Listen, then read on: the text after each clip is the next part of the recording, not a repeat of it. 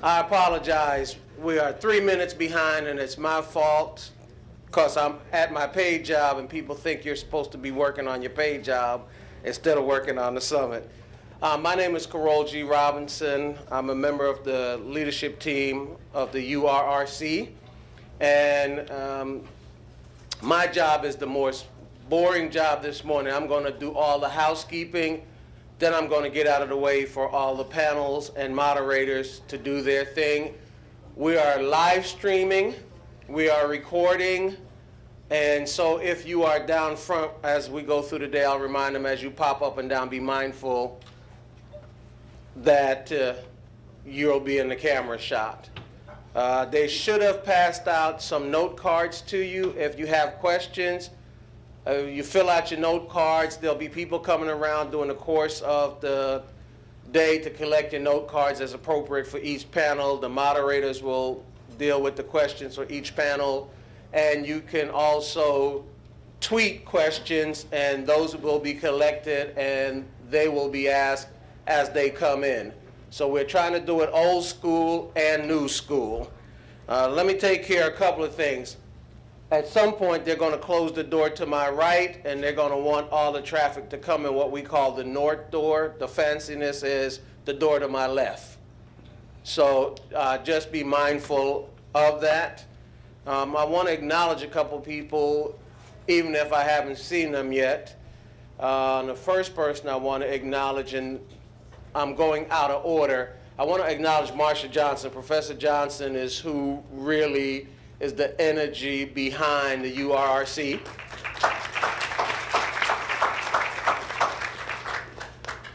Somewhere at some point today, if he's not already around here someplace, Dr. Michael O. Adams, who's president of the URRC. He's the chair of the political science department. He leads the Masters in Public Administration program. He's a former interim dean of the Barbara Jordan Mickey Leland School of Public Affairs. He has a long list that I could go down, but there's no need. Just know that we have a pretty high-powered group of folks working on the leadership team of the URRC. Outside these doors is everything you will need. If you don't know what you need or where to find what you need, the staff is outside and they'll point you in the right direction. Let me get down to the substance of what's going on this morning. So for the URRC, this year, 2019, our primary focus will be on criminal justice reform. We really have 5 focuses of the organization. And if you've been paying attention to the work we've been doing at the publications, you'll have some idea, but let me just go through them for you. And even though I'm calling them off independently, they are integrated and they form a coherent whole for where we're trying to go. So when I describe TSU, I say TSU has gone through a couple of phases. The original phase where we were created, then we had a second phase, and then the third phase, which is what undergirds the URRC, because it was picked up on by Dr. Lane. But one of our past president, Granville Sawyer, essentially through community engagement, faculty, staff engagement on campus, came up with what he understood the need of the community was. That's the time Texas Southern University got our special purpose urban designation. And the way I describe what Granville Sawyer and the university faculty at that time in partnership with the community was trying to do was to try to create an educational super think tank where we were going to be a resource to the community to help solve the problems that confronted urban communities, not just here locally, but across the state, nationally, and internationally. And Dr. Lane, when he came, I don't know why or how, but he picked up on that thread and worked with, asked Dr. Johnson to work on creating this center to take us back to modernize and move that mission forward. So education, criminal justice reform, making sure we understand the history of the African American community locally as a foundation to a broader national and international understanding. There's an old saying, if you don't remember where you come from, you tend to repeat the mistakes of the past. Economic empowerment, we've had a significant neglect in that area, and the URC is committed to making sure that we take care of that. I was fortunate to be a publicly elected official at one time, and I came back. I used to teach at the law school here, but I came back to the School of Public Affairs, and part of the reason I came back to the School of Public Affairs is my term in public office. There were a lot of people who could help you run for office.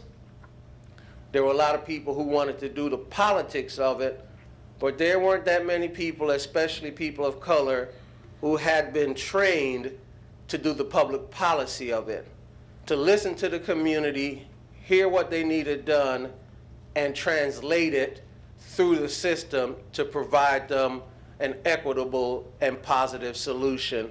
And so that's one of the things the URRC is focused on, not just academic and practical ideas from inside out, but to make sure we go out and listen to what the folks out in the community need. If you look at page 20 and 21 of your program, you'll see the entities and individuals that we've started to build partnerships with, and that list will continue to grow. The URRC is really not even fully 2 years old yet. And so it may seem from all that's happening that we've been around for a long time. But we're trying to do it in a way that reflects the reality that no one entity, no one individual can make the kind of systemic changes that are going to be needed for our communities across this area, this state, and this country. Since 2019 is our criminal justice area, and we're talking about partnership, I think like 2 nights ago I was in a meeting, and a number of the criminal court judges, Harris County criminal court judges, were there. And it reflects what we're trying to do at URRC, that it's going to take partnership, it's going to take folks in the community, it's going to take folks in public office, the non-traditional folks in public office, because a lot of times people don't think of judges as being a part of the solution. They normally see judges as a part of the problem. But we're fortunate in Harris County that we now have a group of judges who understand that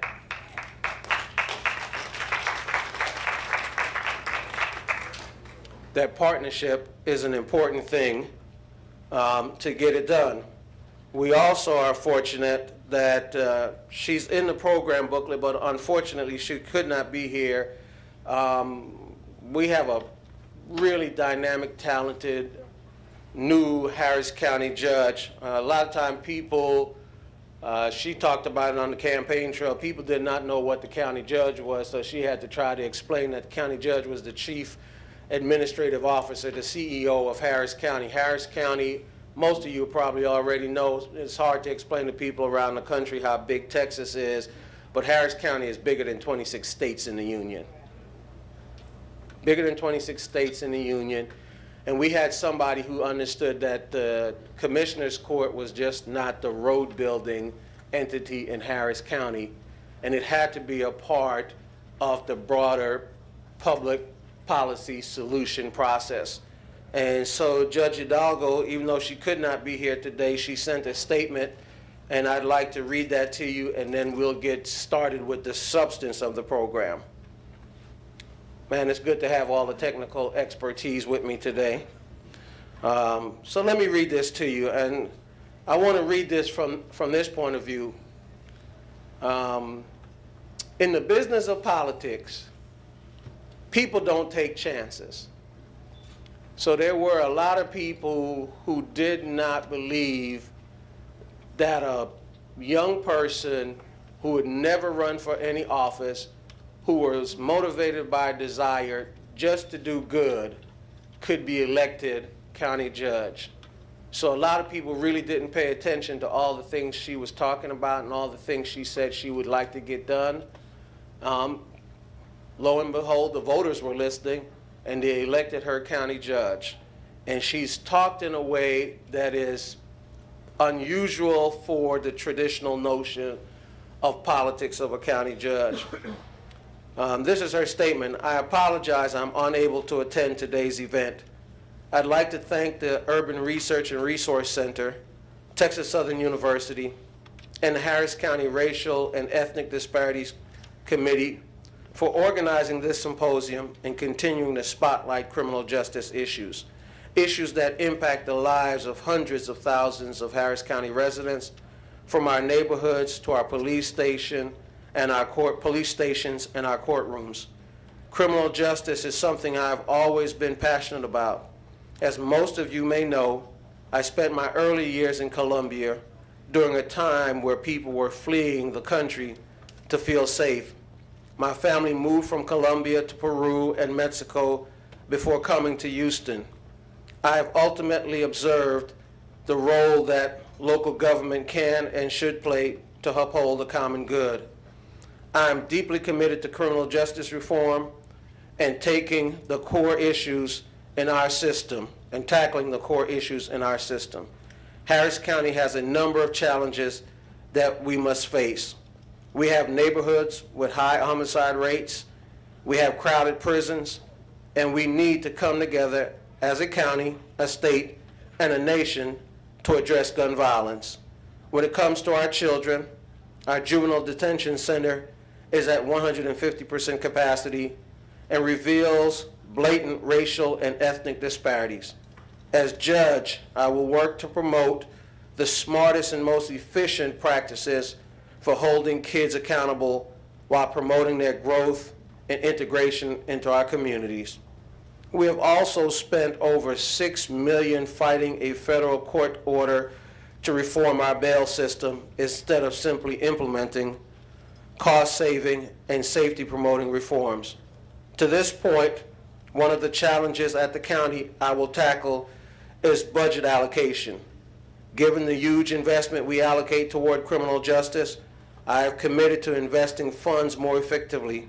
I will work with the sheriff, DA, and Commissioner's Court on options that are smart on crime and reduce recidivism while promoting reintegration and saving us money. Reforming our criminal justice system will take time, but I'm committed to ensuring that our county remains safe, stronger than ever, and fair to our entire community. I hope the symposium is productive and that all of you leave with a better understanding of the system, appreciation of the work rededicated by our public servants, and ideas for improving the safety and quality for Harris County. I think in the next few years, with the kind of folks that are represented by you in this room at the local, state, and national level, we're going to see extraordinary transformation in our community. There's a guy named Peter Drucker. He wrote a book called Post-Capitalist Society. But in the book he had a line. He says, the world changes every 50 years. And a generation born, when they look back 50 years, they can't really believe that's how the world was. And I've been having this running conversation with the folks at URRC. Where in this next 50-year transformation period are we? And I think we are in a positive moment of change. One of the few bipartisan things in a place called Washington, D.C. is criminal justice reform. And there's so much distraction on other commentary that I think progress that's being made is being missed. And when we look up 5 to 10 years from now, we'll realize that, in fact, all of our hard work did make a difference, and it turned out to be much more transformative than we had anticipated. With that, I want to call the moderator in the first panel forward. When you look at all the panels, we have tried to take a look at the criminal justice system in a comprehensive way so we can have a conversation today, not just change in isolation or change in silo, but changes that, when woven together, will make a major change in this community and across the board. Let me just acknowledge one more person. I saw him, I was in Austin for the first week. He says his name is Craig. I know him as former state senator Craig Washington, former congressman. I'm working on a project with State Senator Boris Miles that I will integrate into the URRC. We're going back and looking at the legislative proposals of the first class of minority legislators to go to Austin. As hard it is to believe, it has been 45 years since that post-Reconstruction class went to Austin. And a lot of the work they did laid the foundation for the progress we're going to build on. And so I want to thank Senator Washington, Congressman Washington, Craig, for being here with us. And I want to thank all of you for coming out today. Thank you very much.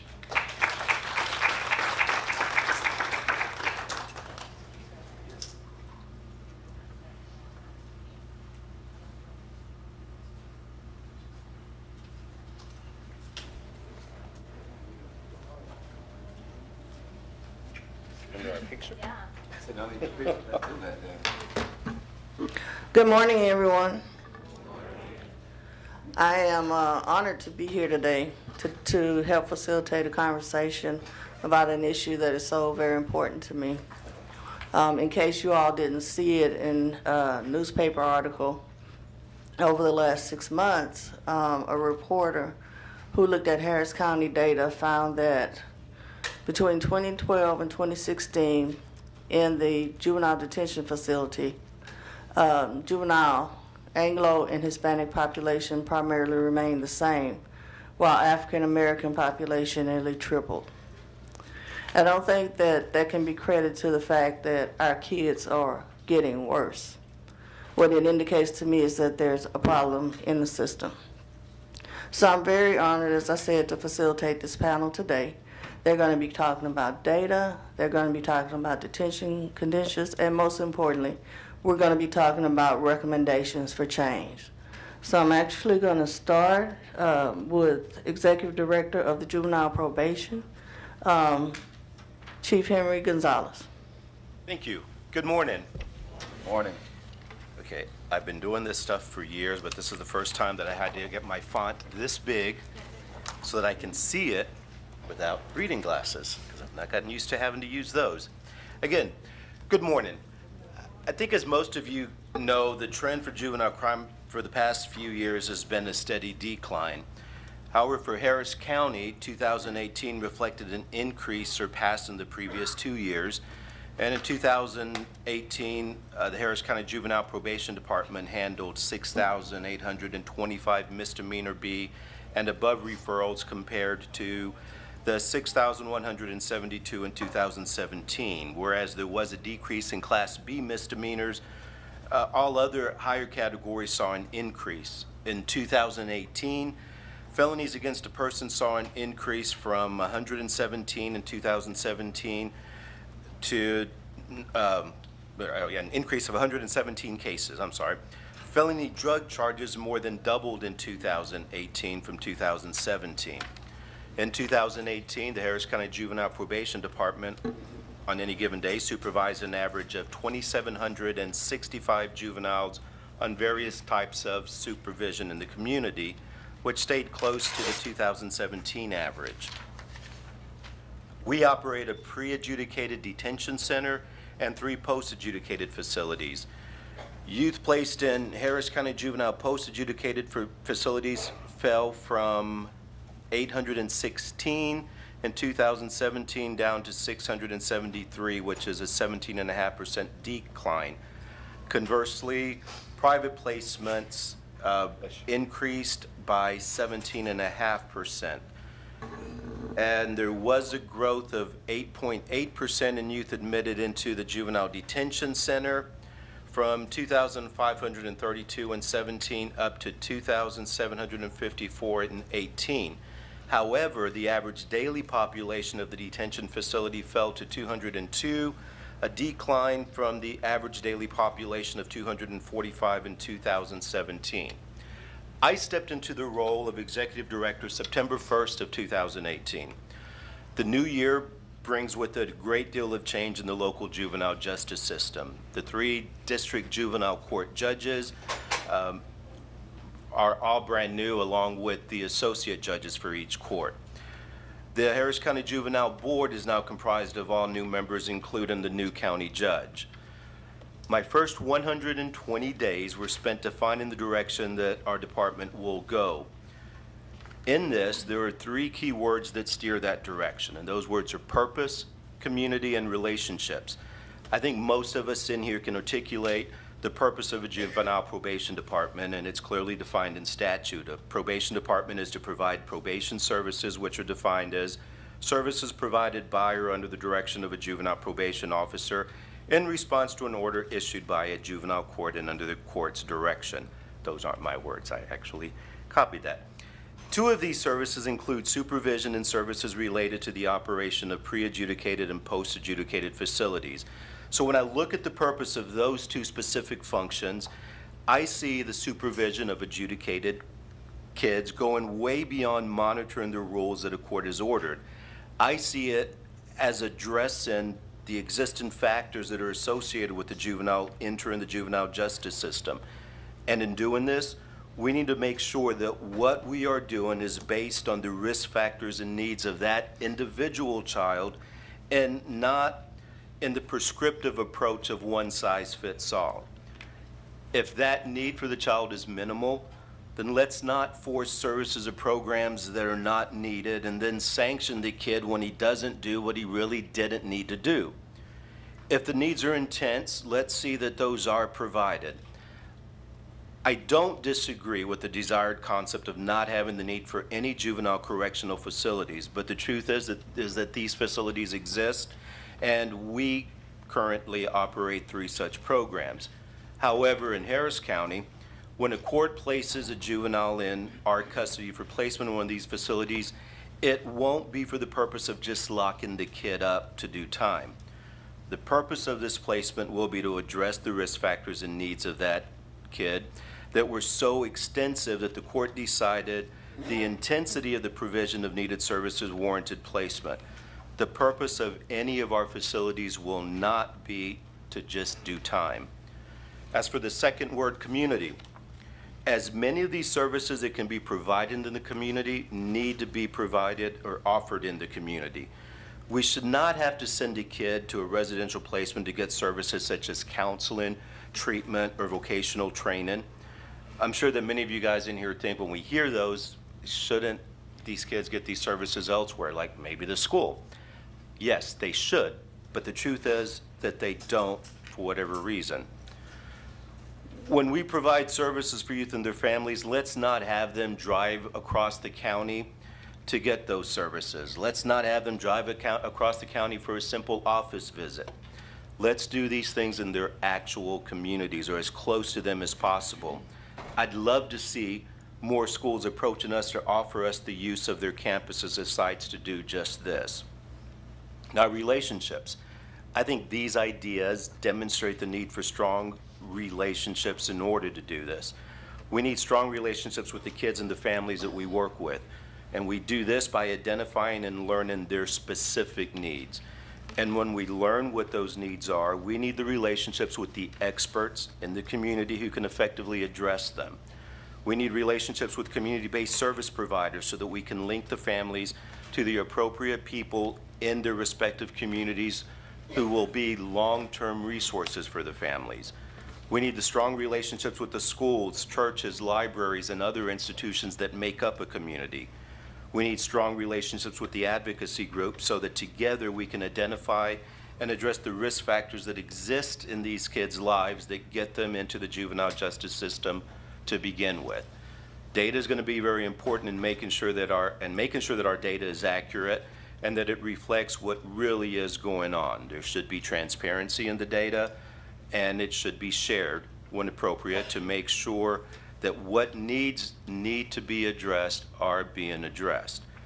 The idea of dashboards is great, and we're working towards that.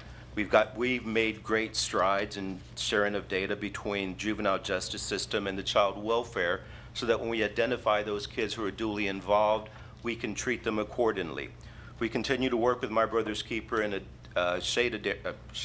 data sharing. That's when you combine data and sharing. It's SHADA. All right. In a data sharing project. That's a good name for the project. Come on now. Okay. I like that. We're working to making sure that the data we give others is easy to understand and does not need to be interpreted or explained.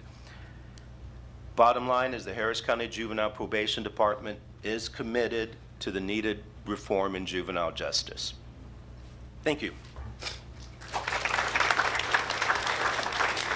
Just a couple of follow-up questions, Henry. Sure. We've been doing school-to-prison pipeline work for a long while.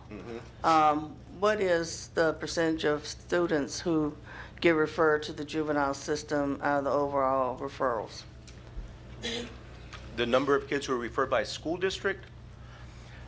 I don't have that. I would have kind of our, what we call them, our biggest customers, and some school district police are on there, but I don't immediately have that, but I can get that. Brett, do you have that Yeah, I percentage? think it's at least a quarter. Is that what it is? Yeah. Okay. Yeah, so what I have with me now would be by districts, but I again, don't know the total, but that sounds about right. And we are working closely to address that. We actually work closely with Disability Rights Texas, and I see Sarah in the house this morning. And I think we have a unique program with them, and that when these kids are referred to us, and it's typically by a school district, what we find is that these kids, these students, have needs that have been unmet by the school district, and that it really should not be the juvenile justice system that is providing these needs. And so what we need to do is to go back to the district to make sure that they are doing what they should be doing for this kid. And it's amazing when you have an organization like Disability Rights with attorneys who can go to the districts and say, this is what you should have been doing with this kid, this is what you did not do, and this is what you will do. So we're real proud of that program. We're looking at expanding that program even more. And I hope that we really are making a difference with that. Just two more follow-up questions. Sure. One, I would like you to explain the significance or the impact of the juvenile justice system on dual status youth. Why those cases are require particular care and understanding. Yes. In this new initiative, the Harris County Youth Collaborative, which is an initiative to provide the appropriate services for kids who are at the same time involved in the juvenile justice system and in the child welfare system. What we're finding when we map the lives of these kids is that, unfortunately, each of these systems is somewhat guilty of pushing the kid deeper into the system. When we have a kid who is in the child welfare system, or let's say begins there, and there are a lot of issues, and we all know that they get the kids into this system, and when they're not dealt with accordingly, these kids are going to have issues, and sometimes these issues come out in the form of acting out. So if a kid is in a group home who's a foster kid, and he acts out, eventually that kid is referred for an offense, a criminal charge, and then the kid enters the juvenile justice system. Imagine that kid who, again, is in the foster system and now has been kicked out of either the group home or their foster home. The challenge for the worker to find another home for that kid who now has this reputation of being a troublemaker because he got arrested, because he may have assaulted someone where they were living, who's going to take that kid? And that becomes the problem, is in the child welfare system, the placements for these kids really don't exist. So you've got this kid in there for, let's say, a Class B assault in the detention center. We can't release him because there's nowhere to release that kid. Where does that kid end up? In one of our facilities. Is that where this kid belongs? No, but the kid did pick up an offense, and so that's where it landed him. Again, remember, these kids have these issues that are still unresolved and not been dealt with. So what happens when that kid is in one of our facilities? Same thing again. Picks up another offense, assaults someone, goes deeper in the system. Unfortunately, it's a cycle that just doesn't end, and we've got to stop that. And that's why it's important for the two systems to work together, so that together we can say, yes, we do need to find somewhere for this kid, but it's not going to be a juvenile justice facility. We can no longer, on each side, say, that's your problem, no, that's your problem, don't worry, probation's got it, don't worry, CPS has it. Doesn't work that way. So I hope that answers the question as to why it's just vitally important that we put emphasis on these kids. Because again, what we're finding is, unfortunately, we push these kids deeper into the system.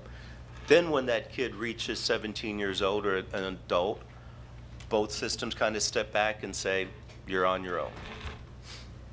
And finally, I think to put everything into context, I would like for you to explain how the detention decision is made by your office and the use of risk assessments, and if you think there are any things that could be improved about that process. Great question. We get kids that are delivered to us by law enforcement. When a child gets arrested right now or taken into custody by a law enforcement agency, the process is that they will call us and we do we ask a series of questions using a risk assessment tool. That risk assessment tool doesn't ask the race or gender of a kid. It's just asking about the particular offense, and then we look at a history to see the kid's prior involvement with our department, whether the kid has missed court or not. And based on that assessment, in most cases, we instruct the law enforcement officer to just release the kid from their processing center. Now, when that can't happen because of the score, or because there's just no one for the police to release the kid to, then the kid is delivered to our intake division. At that point, if the score is still low enough, we continue the efforts to try to release that kid to the parent. If those efforts fail, parent doesn't come in, there's no one to release that kid to. If the kid is, again, one of those dual status kids and DFPS doesn't have a placement for that kid, then the kid moves on to the next level of the process, which is a detention hearing. Now, if the score is high enough, and usually that's going to be for the egregious offenses, then the kid is detained for their first detention hearing. And then at that point, they go in front of a court referee who makes the determination as to whether that kid will be detained pending their court hearing or if they can be released. And again, factors come into play there. If the parent doesn't show up, then there's nothing we can do but detain the kid. If DFPS doesn't have a placement for that kid, then there's nothing we can do. And again, if the seriousness of the offense warrants it going to one of the district courts or the court referee to make the decision, that's where that decision is made.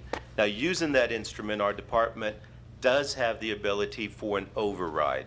So if, let's say, we find in doing this assessment the kid earned some points because in the past they did not show up for court, but our notes reflect that the reason the kid did not go to court was because the parent just didn't have transportation or the parent forgot, then we will override that and release the kid. Likewise, if the kid was to score low and there's no one to pick the kid up, then there has to be an override in which then the kid is detained. So that's pretty much the extent of our involvement in that decision for the kid to remain in the detention center only pending a detention hearing.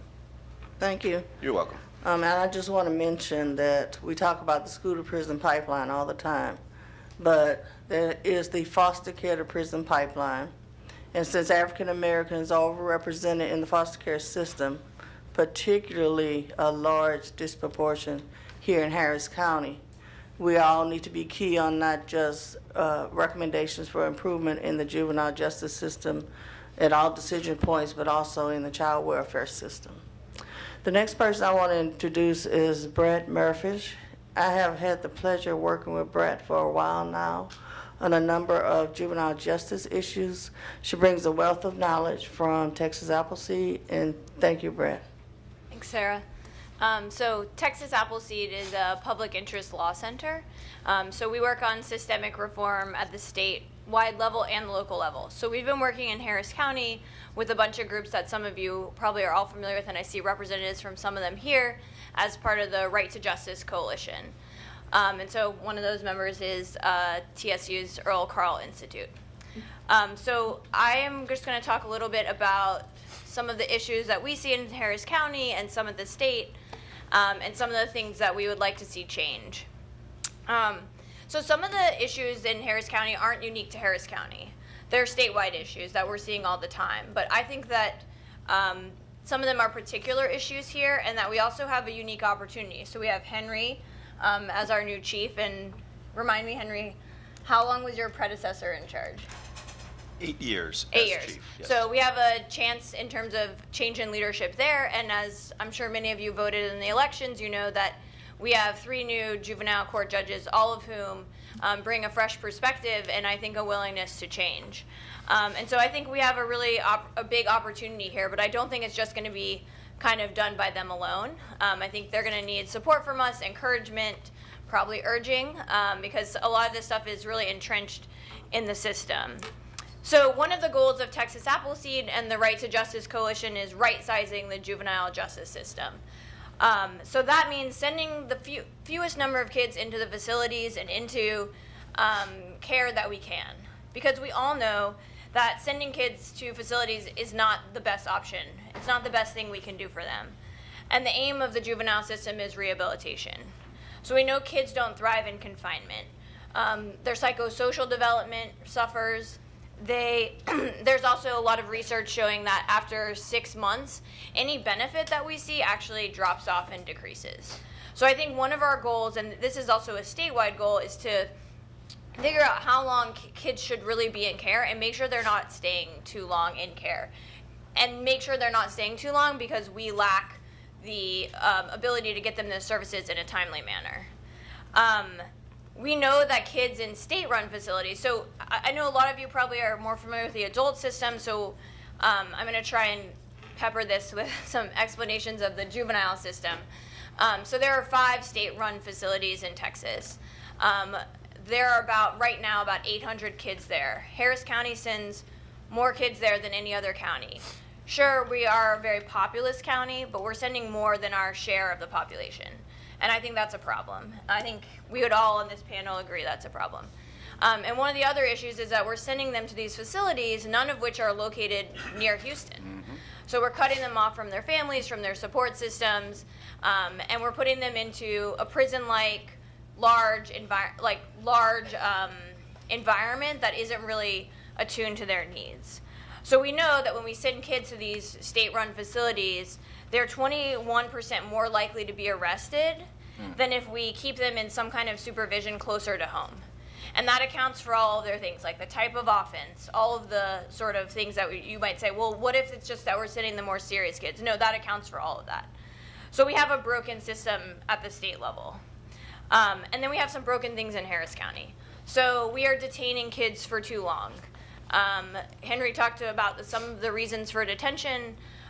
Myself and some of the members of the Right to Justice Coalition have spent time observing detention hearings, which are supposed to be open to the public. They're a little tricky to get into, but if anyone's interested, I'm happy to help you see how you can observe them as well.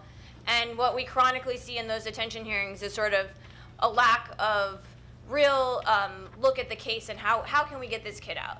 The goal in my mind when you're in there is what can we do to make sure this kid is safe, the community is safe, and they're not in detention. And that doesn't always happen. And one of the reasons that doesn't happen is because we aren't getting adequate representation of counsel for kids in those hearings.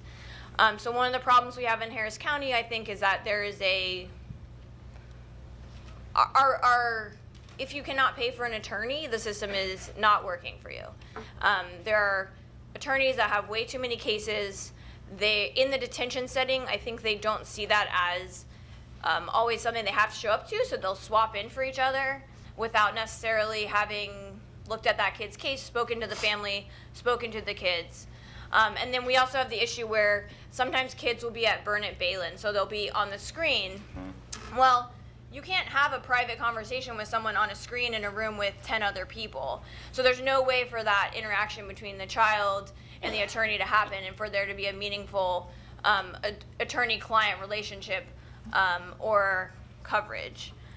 So those are two of the main issues that I've seen when I'm in those hearings. I think we also are treating kids, I think there was a lot of fears, and we kind of made our juvenile system look like our adult system, and we're kind of trying to roll a lot of that back. And so one of the things we've done is we shackle every single child, every single case when they're in detention hearings. There's no reason to do that. So I've actually been in the detention hearing where child was referred from school, and I think the last time Tex Appleseed looked at this, it was 28%. I know that District Attorney Ogg's office is trying to reduce that number. That's one of her goals, but I think some of the things that her office decided to do actually increased that. And what that was exactly was a response to Santa Fe shooting and taking some of these threats that would happen in school or kids talking out and kind of trumping those up and sending kids into the facilities, into the detention facility. And so that's something that we've been talking to their office about reversing and something that I think they are aware of, and we're hopeful that that will happen. I have 4 minutes left. Okay. That is, what? She's the timekeeper. I didn't know until just now. So that's one thing that I just wanted to mention. So we're seeing a higher number of kids being detained. So I think also one of the main issues that Sarah kind of alluded to are the racial disparities. So we know there are more black and brown kids in the system, but what I think we really have to be aware of is that for the exact same offenses, black and brown kids are staying in our detention facilities. So that when I'm saying that, that means they haven't gone to trial yet.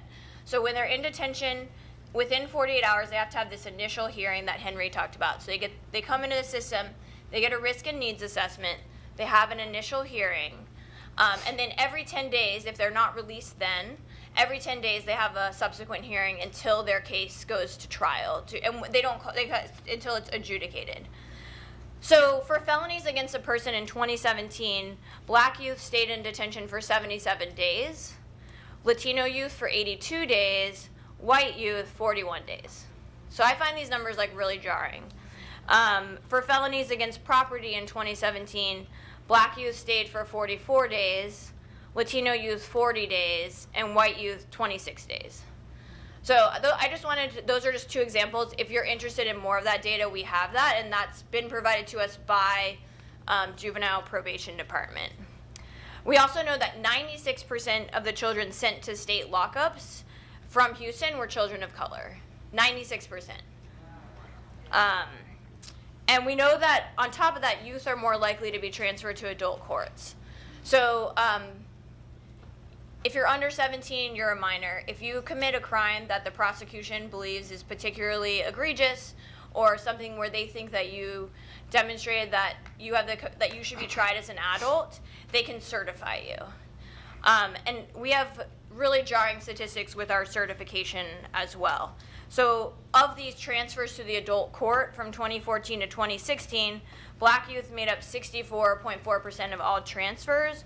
White youth was only white youth, who represent 21.5% of the general population, were only 5.4% of transfers.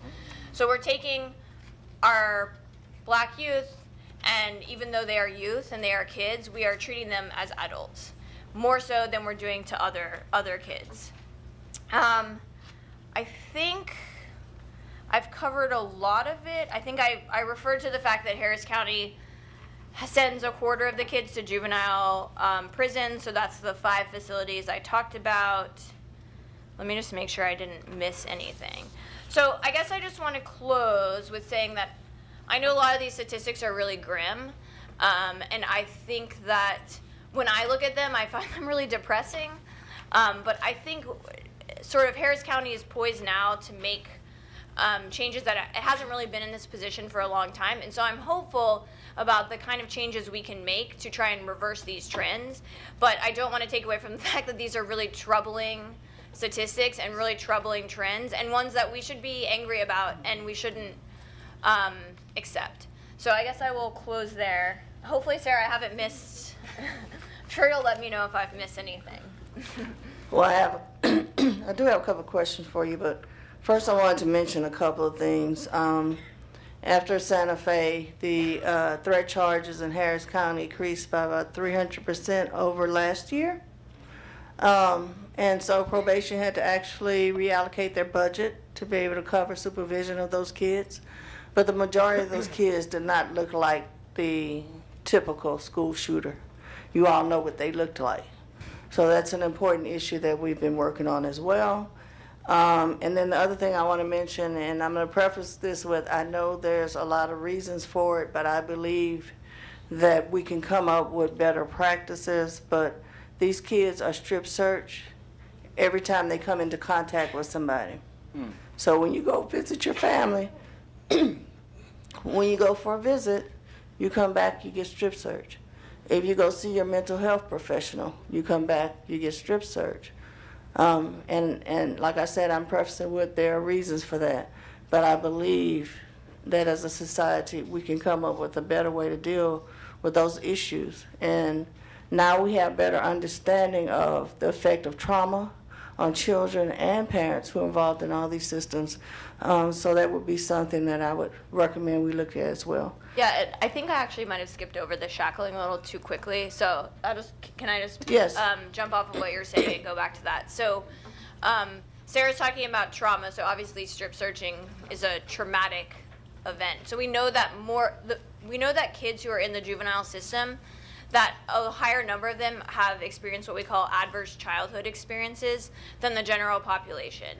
And so that means they've experienced trauma. So the types of trauma can be loss of a parent, some kind of neglect, child abuse, sexual abuse, those kind of adverse childhood experiences.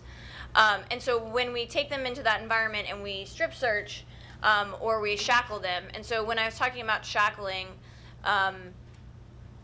if you're an adult and you're in trial, you are not shackled in front of a judge or a jury. Why? Because it injects prejudice, right? It makes you look like you are guilty because you are wearing a prison jumpsuit, you are shackled. So the same thing, so for adults, we have constitutional protections, right? That they aren't allowed to show up in that way. Well, for kids, that doesn't happen. So when the kids go to trial, they can be shackled. They often are wearing a prison jumpsuit. So we have all those constitutional concerns that are still there, but then on top of it, what Sarah was talking about, we have the traumatic effects. So we know children's brains are different. They're still developing, and we are, putting them into these, we are making it worse. And we know by injecting that kind of experience that kids, their recidivism often has to do not always with the outcome, but how they're treated through the court process. And I think that makes it, those are feelings about feeling like the court process is unfair are heightened when we have them shackled, wearing an orange jumpsuit, and we're inflicting that trauma on them. So that's something that Texas Appleseed is working on statewide, but Harris County is a little behind the curve on some of their shackling policy. So we know like Dallas, Tarrant, Travis, and Williamson County only shackle a kid in court if they have shown themselves to be a safety or a flight risk. So what I would like to do next is for you to kind of describe to our audience your observations in the juvenile detention hearings, including how attorneys are just called up, how families are treated, how much time they get to actually have a hearing. Sure. So I've done I think I mentioned that I had done some observations in Harris County detention courts. I just want to let you know that I've also gone to detention hearings in other counties, so I'm not just basing this off of one county, and I'd say that Harris County stands out and not in a good way. So they stand out because the hearings are super short. I often see parents standing, kind of not near their child. They'll be behind a barrier, and they're often not engaged at all. And I think that, we have to remember a lot of times this is people's first interaction with the court system. They're not attorneys. They're not, they're not going to panels like this and learning about things, and they're intimidated. They're intimidated by the judge, and so they don't always feel like they can speak up. And so it happens very quickly, and I think I alluded to kind of the screen and that whole interaction, but you also have attorneys kind of swapping in. So I've seen them be like, oh, so-and-so's not here today? Okay, I'll take this one. And then they just kind of do it, and 2 minutes later the kid's, sent back without being released. So that's kind of the main, I feel like I'm missing something that I just thought of. No, I don't think so. Okay. I think those are the high points of it, or the low points and the high points, so. So the Right to Justice Coalition that Brett mentioned we're part of, we actually sent a letter to the new juvenile board about what's happening in the detention court and recommendations for what a referee, their knowledge base and character should be. So we're working on those policy issues, but also those of you who are involved with youth or who are attorneys, my recommended best practice at this time is if you go in and you're allowed no more than a 2-minute hearing, you move that case to the district court. Or in other counties, it's to the county court. But you remove that case to the court of record. Don't go back there 3, 4, 5 times for a minute. I mean, I've heard if you get a minute, you're doing pretty good here in Harris County. There's no way for a judge to understand a family, all the dynamics of everything that goes into making a decision. And it's just unfair. I mean, it's constitutionally invalid to be able to lock somebody up like that without giving them a meaningful hearing. So we're recommending that just as a best practice if you're an advocate for any juveniles who find themselves in that situation. Yeah, and I'll just add that I've been there, and I had a mother ask if she could give her child a hug, and they were like, absolutely not. That cannot happen. So there's definitely, I think, a feeling of like danger at all times when there doesn't need to be. So I agree with everything Sarah said, and I think one of the other issues we have with the detention hearings and a potential change at the state that would be helpful is that they're not courts of record. So there's actually no way for us to like go through and say, why are the, have any sort of data look at like why are kids being detained, what happened in their hearing, was the attorney involved, who was there. So there's a lack of record keeping that makes it really difficult to have an entirely clear picture. But I can tell you from going that everything we're saying is correct and that there are a lot of changes needed. So. And I want to just thank Henry because it's been kind of like a breath of fresh air. He's been working with us, and one of the things that wasn't technically tracked on these cases at detention was why the judge made the decision. So in the family code, there are 5 reasons why you can detain a child, and there wasn't anything tracking which reason the judge selected, so you don't even really know how to prepare for the next detention hearing. And also, we couldn't tell if the child was with CPS or for some reason couldn't find a parental placement. And so Henry is working with us on getting the data and trying to implement a system where that kind of information will be tracked. Sorry, can I quickly add to that? Mm-hmm. Brett is absolutely right with a lot of the issues that Harris County has. However, I am very pleased to say that within the last couple of weeks that the judges have been there, that I've been involved in meetings addressing these exact issues. One is representation. I know that our new judges now are looking at representation for the juveniles at the point of the detention hearing. They want detention hearings to be true hearings, and they're saying that that is what they will be now. One of the steps that they're looking at is, like Brett mentioned, if the attorney can't make it, then they have someone else go in there, that's not going to be allowed anymore. Currently, like Brett mentioned, every 10 days, our detention hearings are docketed on the 9th day, and the judges are doing that intentionally. So if that judge, let's say, for example, Brett's the judge, I'm sorry, not the judge, the attorney, for that child, and she can't make that, then it's going to be reset for the 10th day, and the expectation is that Brett is going to be there. If Brett is that appointed attorney and she cannot be there, then to the judges, what that tells them is the child needs to be appointed a different attorney who can be there to represent the kid. So that is in the works now. As far as being a part of the court record with certain detention hearings, just yesterday I got word that for certain offenses that is going to be the process now, is that they will handle this in a different way. So there are changes in place. We are looking, as the system, they're looking at all of those things, and they are being addressed. It's just going to take time for that process to be put in place, but again, they're being addressed and being looked at. So, real pleased that it's being addressed, and I know that we've been heard. But the Harris County Court-Appointed Attorney Plan for Juvenile actually says an attorney is supposed to represent the child from the initial Correct. hearing through the appeal. So one of the things we're going to have to do as a community is to hold the judges' feet to the fire, because they can come up with all the wonderful plans that they want to. If they're not being followed, then you're still going to have the same negative impacts.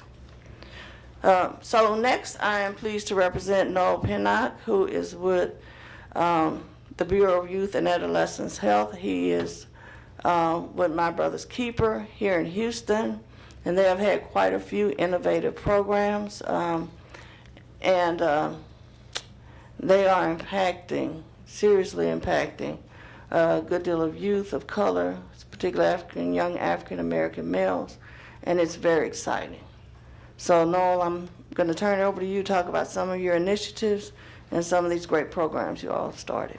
Thank you, Sarah, and thank you, panelists, co-panelists. Indeed, it's a pleasure to be here, even at 8 o'clock. Y'all up? I'm trying to get there, so I drink water, not coffee. You know, as I was coming in today, I was thinking about sort of my opening comments, because unlike my co-panelists, I didn't prepare any talking notes. So I wrote them as they were talking.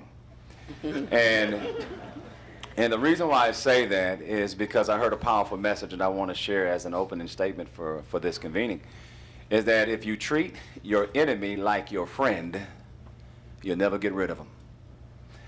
And for so long in our city, our state, our country, we've been treating this enemy of disproportionality in the juvenile justice system as our friend. And, you know, this type of work is not just hard work, but it's heart work. Because you never know the impact of incarceration until you feel those silver bracelets on your own wrist. And let me just be quite vulnerable, because I believe that the best way to make impact is to be vulnerable. Because somebody in this room, maybe not on your row, has felt those bracelets on their wrist. And when that door closes and you wear that orange jumpsuit that don't feel like it just came out of the dryer, smelling like Downy freshness, you realize that your civil liberties have been taken away from you. Now, be it good or bad or indifferent, trust me, imagine you as an adult experiencing that in the cold, clammy environment in which you cannot see outside what our young people feel when they are shackled and thrown in a squad car over some youthful misconduct. Let that sit for a moment. Because the idea is that there are some times where those measures are necessary. But when I was growing up, it always said that time got to fit the crime. And we are locking our young people up for youthful misconduct. Let me give you kind of size and scale. In the city of Houston, we're over 2.2 million, right? Of those 2.2 million, 18%, over 400,000 are young people between the ages of 10 to 24. Let me put that in perspective because that's like 80,000 shy of the entire city of Atlanta. Of the 400,000 or so, maybe 225, 2,250 are boys and young men of color. And of that percentage, you have 75% being Latino and black, 50 Latino and 25% black. You couple that with the fact that these young people are 7 times more likely to have an encounter with law enforcement. And I go down the line and say they join the 2 to 3 time group because in every disproportionality, they're about 2 to 3 times more likely to be suspended, right? 2 to 3 times more likely not to graduate from high school. 2 to 3 times more likely, in fact, 7 times more likely to live in poverty. And I'm not just I'm talking about adjunct poverty. I'm talking about poverty in the mindset, not just because your mom don't have enough to make bills and go to Fiesta and afford the luxury of food in the refrigerator. So I believe, and I've always believed as a graduate of this esteemed university, Texas Southern University, that the best way to fix a problem is that you have to amass a solution the size of the problem. And our president, P44, Barack Obama, did just that. When he responded to the tragedy of Trayvon Martin, which we know will have an anniversary 5 years in February, and at the call to all of his cabinet members shortly after Trayvon Martin's death, gave them a 90-day commission. The Department of Health and Human Services, the Department of Labor, the Department of Justice, the Department of Education, and told them explicitly that I will live my life ensuring that this tragedy never occurs again. And didn't give them a year, gave them 90 days. And in 90 days, these agencies came together and formulated a framework that outlined the milestones for My Brother's Keeper. Milestone 1, entering school ready to learn. Milestone 2, reading on grade level by 3rd grade, because we know our prison systems are predicated by the number of kids who cannot read on grade level by the 3rd grade. Milestone 3 is graduating high school prepared for college and career. No longer can we just sit back and celebrate that diploma when you need a degree or a certificate.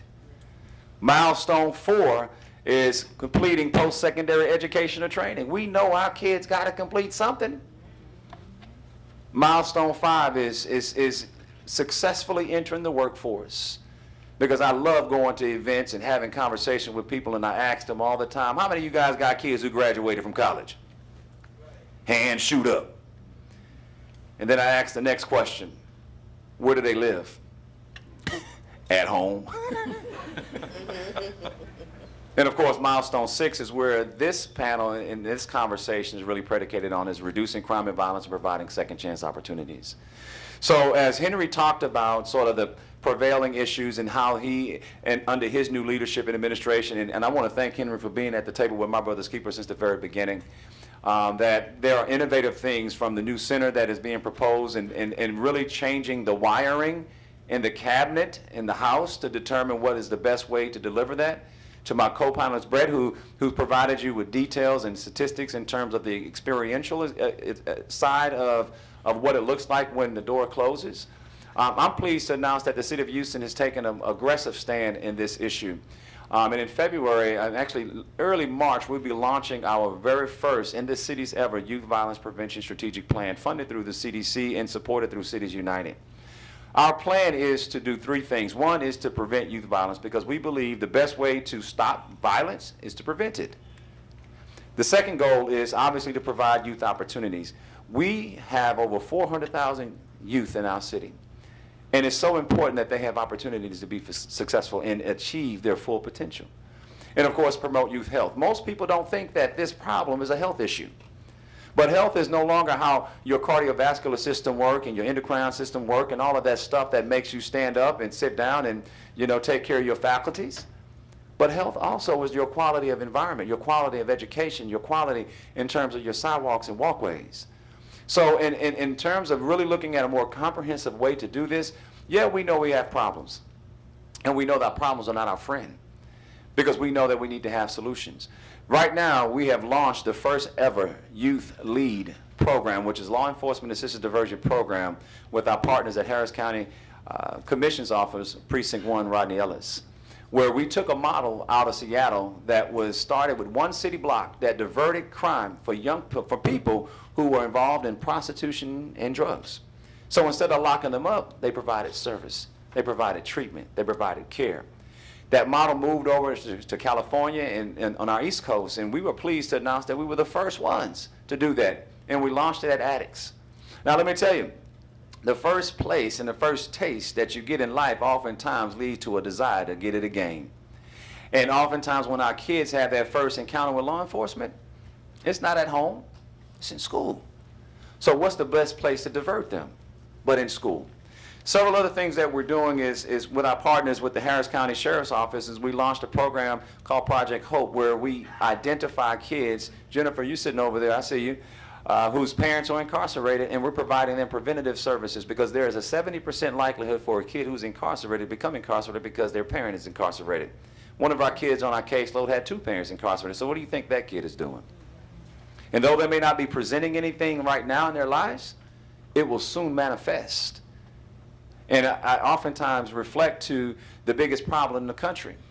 And yeah, we might say, you know, our president, but you know, that's somebody not like that. But I say anonymity. There's so many kids, so many people walking these streets that are anonymous to all of us. Mayor Sylvester Turner will tell you that MBK Houston is the human instrument that will fill the potholes in the lives of so many people. We also have a program that we have launched here called Redirect, where we work directly with Harris County Juvenile Probation Department in diverting those crimes, or diverting those youth who have committed youthful misconduct in any environment right at the bench. Judge Snyder, which is over the 315th before our new wave of judges came in, would call us and say, hey, I have a kid right here in front of me that qualifies for the program. We want to make certain that this child doesn't have an experience. So we're not talking about kids who stole candy.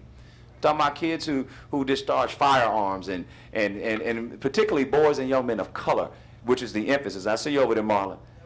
I won't, and we won't.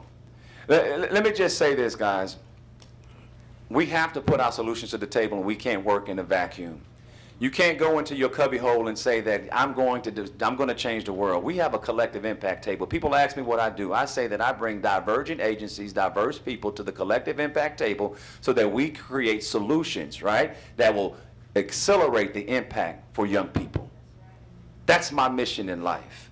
And if we're not deliberate about this and intentional, then we can have all the great conversation, great panelists in the world, then we will be sitting there doing the same thing for the next 25 years. Comfort enters your home as a guest, remains as your host, and it will eventually become your master. Taste on that for a little bit. It's better than a bagel. Thank you.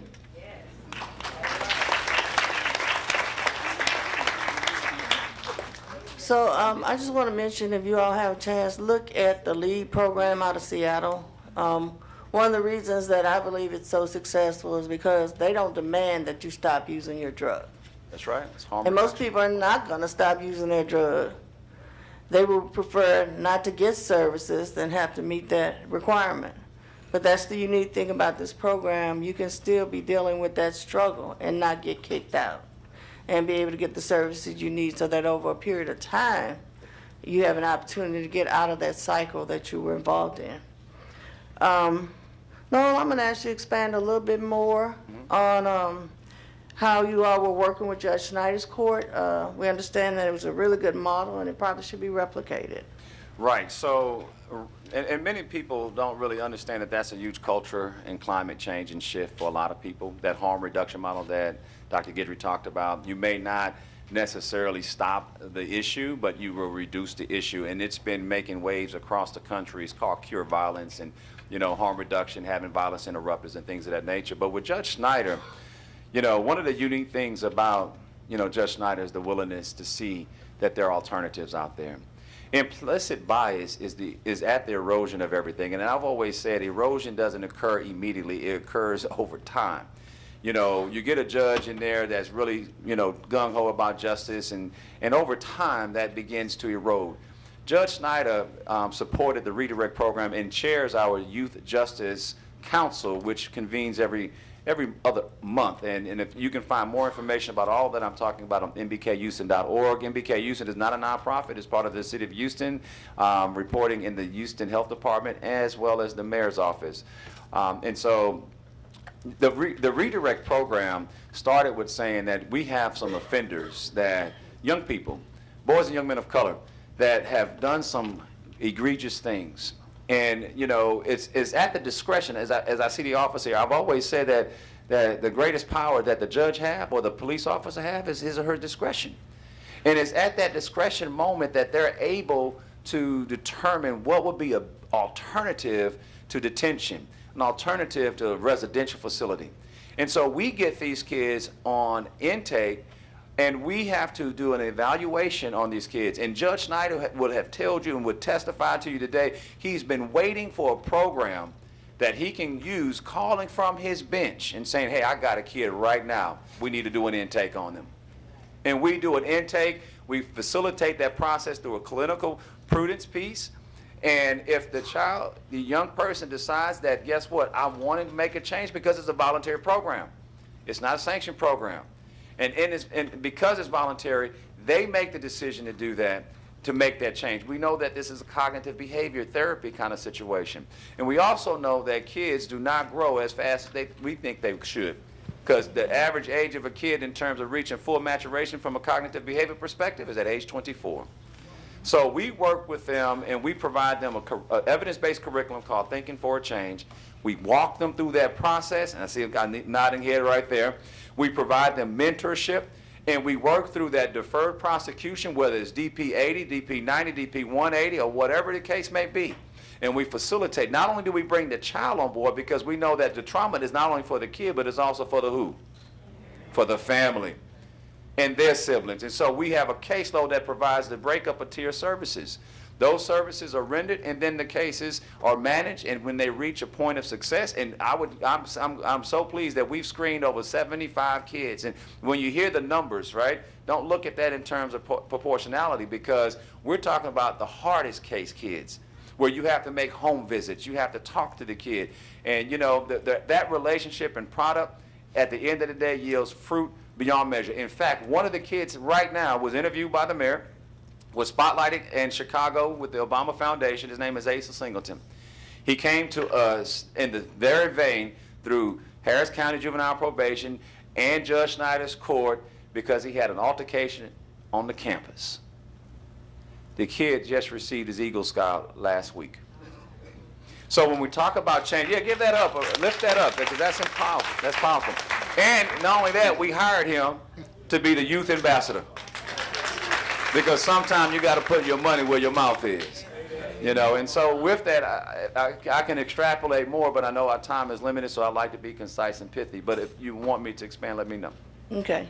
I just want to mention that the Earl Carl Institute did work with my brother's keeper to come up with what we call our Clean Slate Cooperative.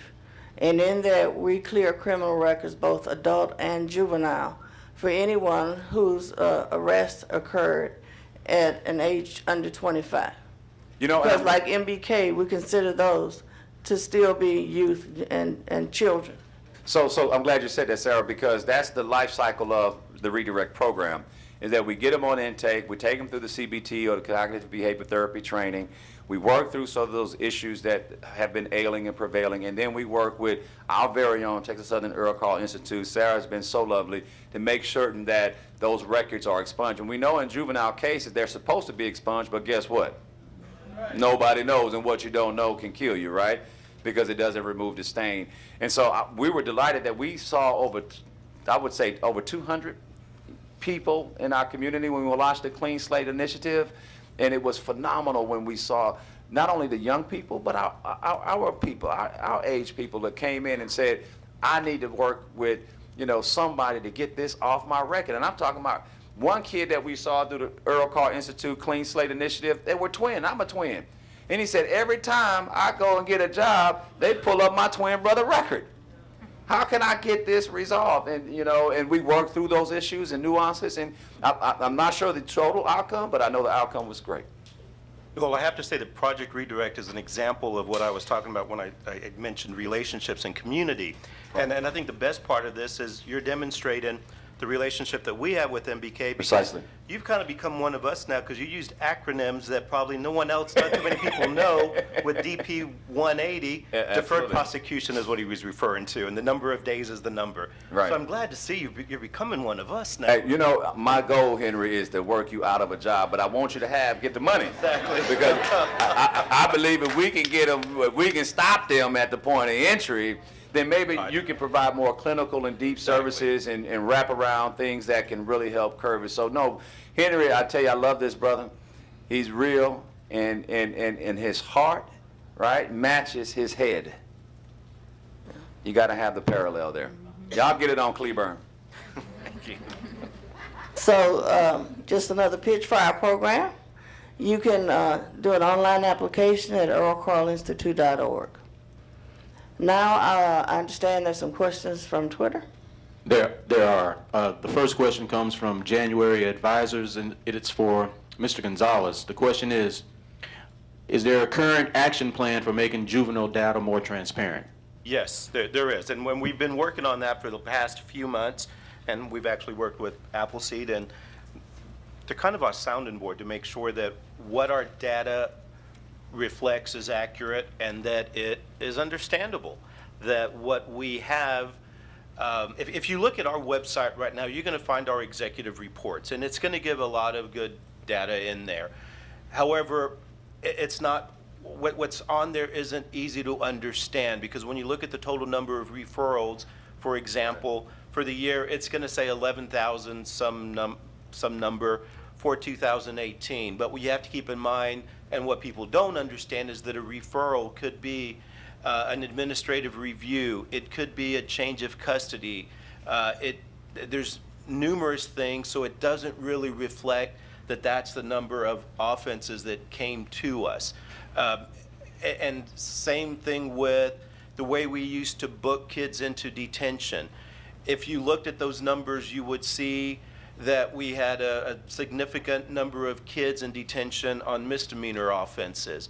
And that was because the way we would report things is that if a kid had his first referral to us for a misdemeanor today, and then 3 months later, and so he's penned in court on that, 3 months later he picks up a felony offense, comes into detention with that, we booked him in under that open referral because he was penned in court on that. So it reflected that he was booked in on a misdemeanor, when in reality he was in there for a felony. So we're really working to make sure that what we post on there is, it's accurate, but that also it reflects what we really have.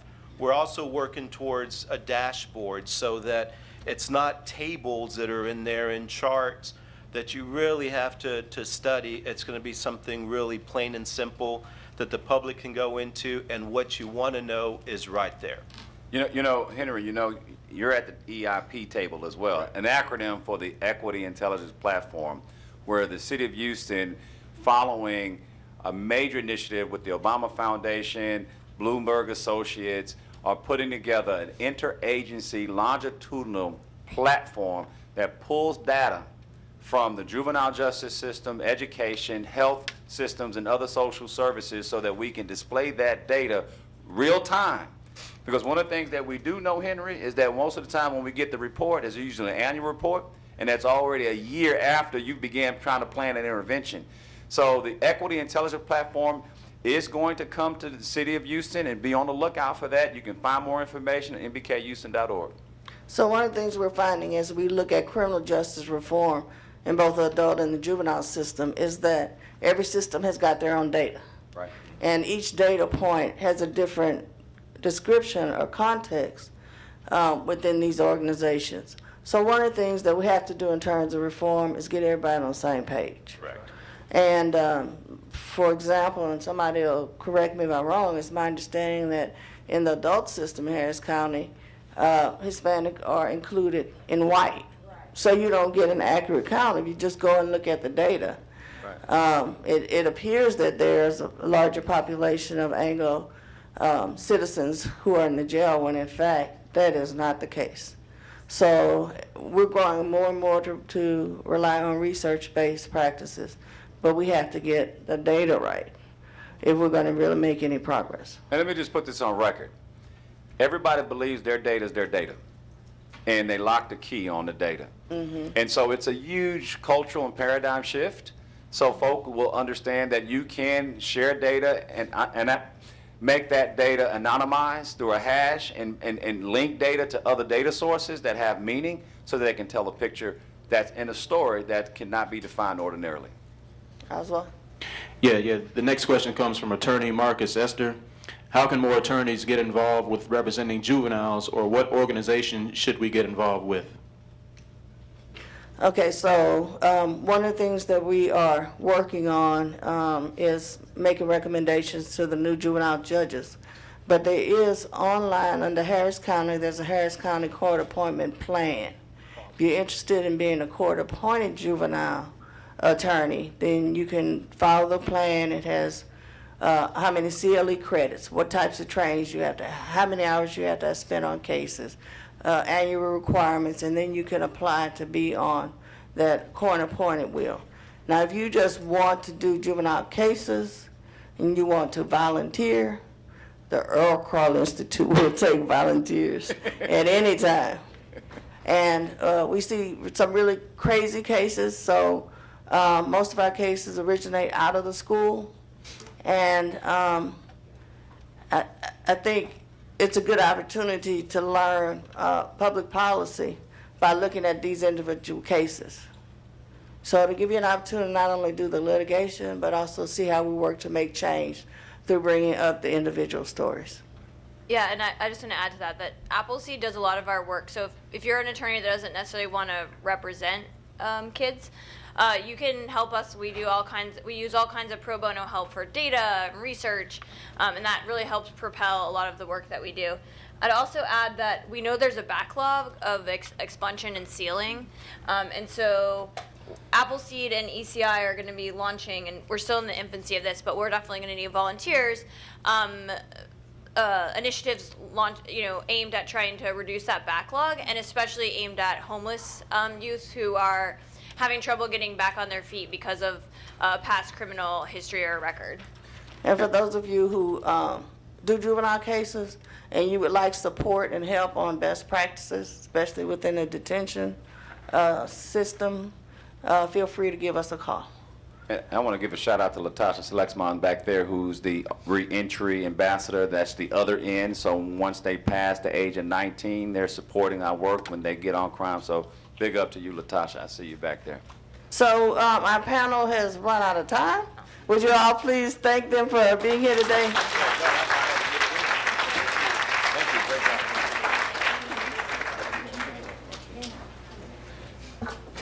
Couple quick housekeeping as we make the transition to the second panel. Thank you to the first. If you did not officially register, when you get a chance during the course of the day, do so. If you are an attorney and want CLE, they will be handing out the CLE forms at noon. Professor Otero, I think you're the next boss with the panel on incarceration reform. Thank you, ma'am. That's traveling hard. Everybody. No matter where we get, I think it's